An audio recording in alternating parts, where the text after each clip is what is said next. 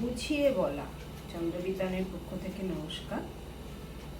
আমি বনানী ব্যানার্জি। আজ আপনাদের কাছে নিবেদন করছি কবি সুকুমার রায়ের বুঝিয়ে বলা। ও শ্যামদাস, আয় তো দেখি, বসতো দেখি এখানে, সেই কথাটা বুঝিয়ে দেব 5 মিনিটে, দেখে নে। জ্বর হয়েছে? মিথ্যে কথা, ও সব তোদের চালাকি। এই যে বাবা চেঁচাচ্ছিলি, শুনতে পাইনি? কালাকি? মামার ব্যামো? বদ্যি ডাকবি? ডাকিস না হয় বিকেলে, না হয় আমি বাতলে দেব, বাতলে দেব বাঁচবে মামা কি খেলে। আজকে তোকে সেই কথাটি বোঝাবো, না বুঝবি তো মগজে তোর গজাল মেরে গুঁজাবো। কোন কথাটা তাও ভুলেছিস? ছেড়ে দিচ্ছিস হাওয়াতে? কি বলেছিলেন পরশু রাতে বিষ্টু বোসের দাওয়াতে? ভুলিসনি তো বেশ করেছিস, আবার শুনলে ক্ষতি কি?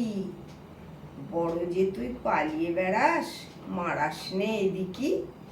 বলছি দাঁড়া, ব্যস্ত কেন? বস তাহলে নিচুতেই। আজকালের এই ছোকরাগুলোর তর সয় না কিছুতেই। আবার দেখা, বসলি কেন বইগুলো আর নামিয়ে?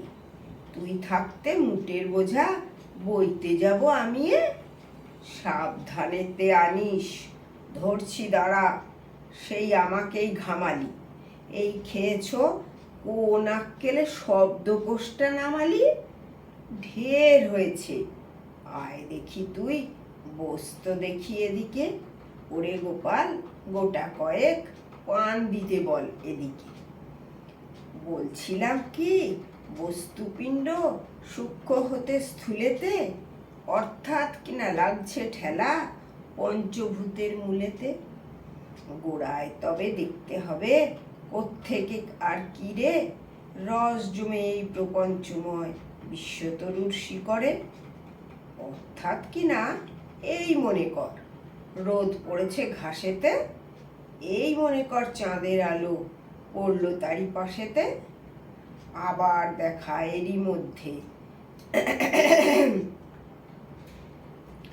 এরই মধ্যে হাই তোলাবার মানে কি? আকাশ পানে তাকাশ খালি, যাচ্ছ কথা কানে কি? কি বললি তুই? এসব শুধু আবোল তাবোল বকুনি, বুঝতে হলে মগজ লাগে, বলেছিলাম তখুনি। মগজ ভরা গোবর তাদের হচ্ছে ঘুঁটে শুকিয়ে যায় কি দেয়া কোনো কথা তার ভেতরে ঢুকিয়ে। ও শ্যামদাস, উঠলি কেন? কেবল যে চাস পালাতে, না শুনবি তো মিথ্যে সবাই, আসিস কেন জ্বালাতে?